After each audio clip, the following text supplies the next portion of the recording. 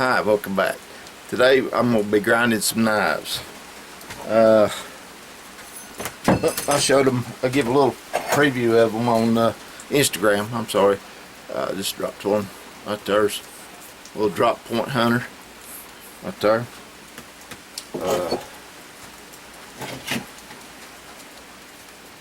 Got a harpoon point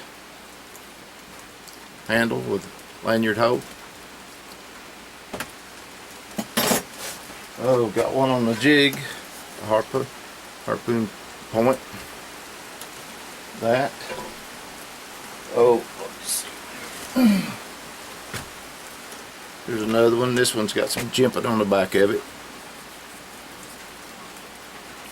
So that.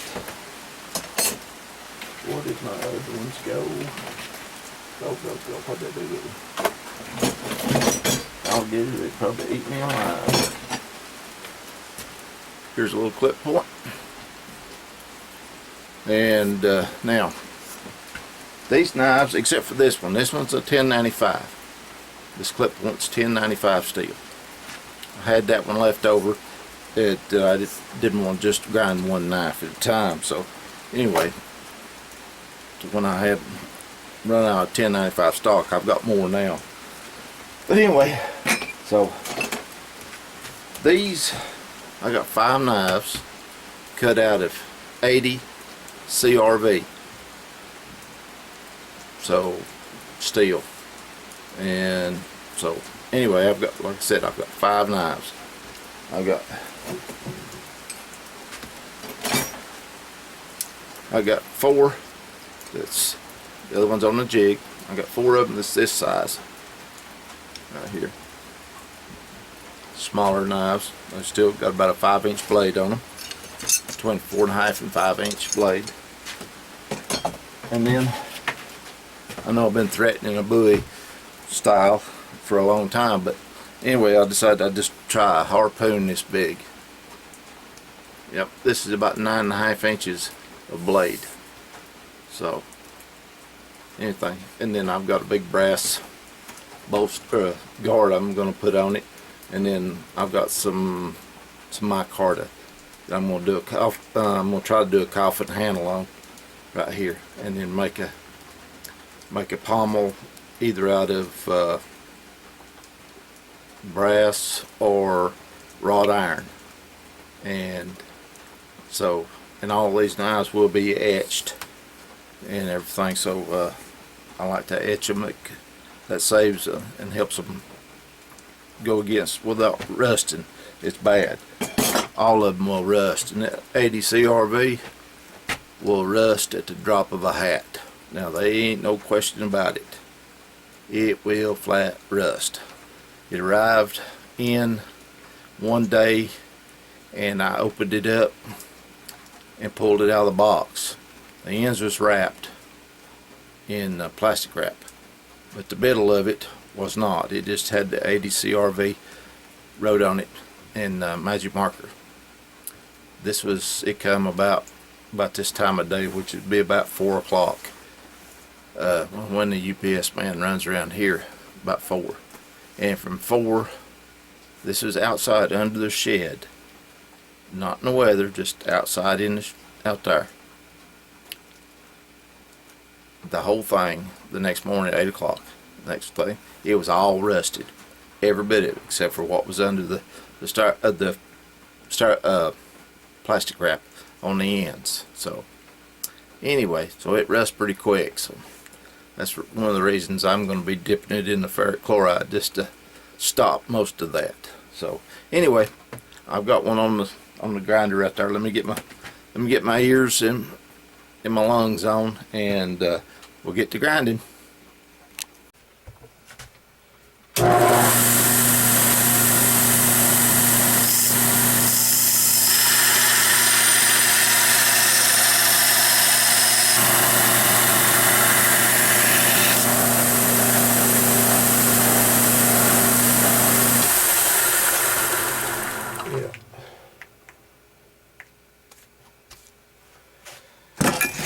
All right.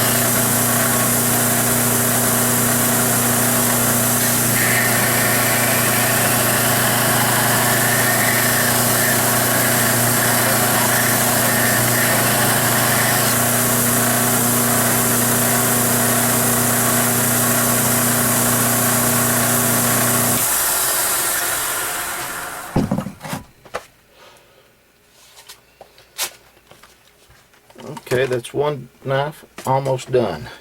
Still got to do the back for the harpoon point. So turn this around and I'll show you what I do with it.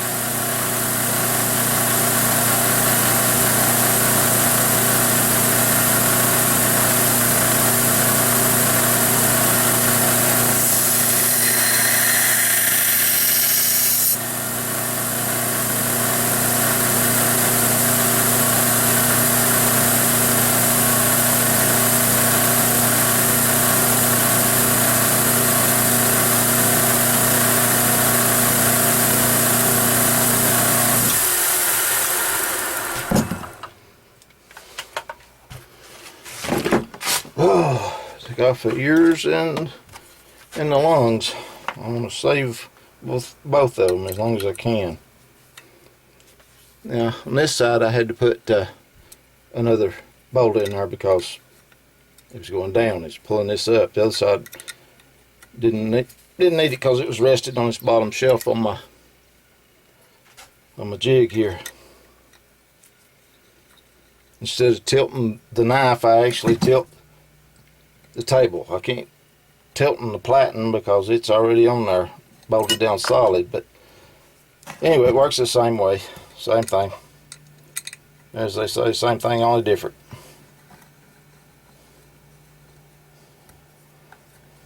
That does here, and it's like I done on the Dalmatian twin knife. If you've seen that video, is I've got it ground down to where I have a diamond profile of the tip. A diamond. It's a very small diamond shape, but it is a diamond shape. Anyway, and so that gives you, if you have to stick it in and pry just a little bit, that right there will help spread the load out and give it something to push against. And when I get all this hand sanded there in a little while, probably not today, but I don't know, it's facet rust. See, it's already rusting right there. Look. And all it's done has been dumped in the water. It's even starting to rust up here. It is. It's already rusting. Up here it's turning brown. It's just bright and shiny. Well, this stuff right here just, wow. Jason Knight swears by it. if it won't hold its color faster any longer than that, I don't know if I want it. But then again, the ferric chloride may do a good job on it. I hope so. Anyway, it's got some jimping on the back of it.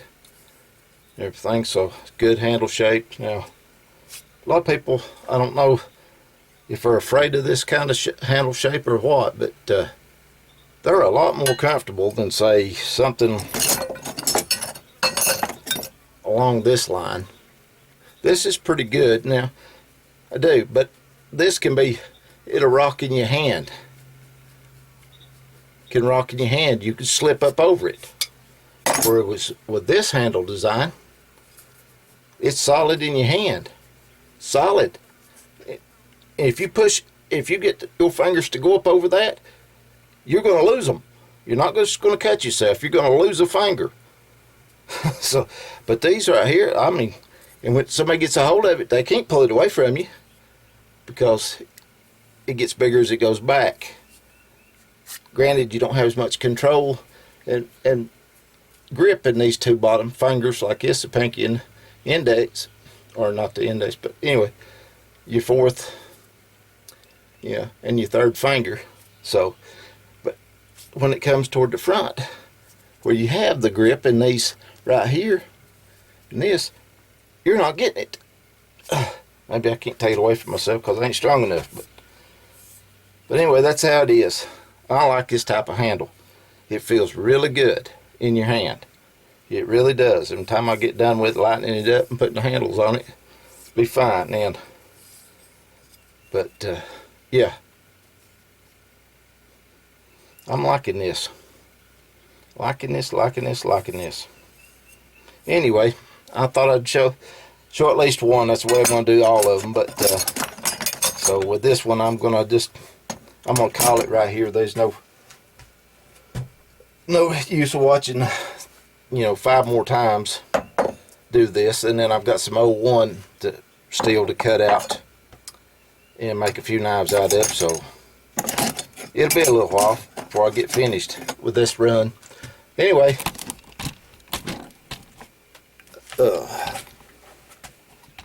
till next time, it's Bobby Shields saying, God bless.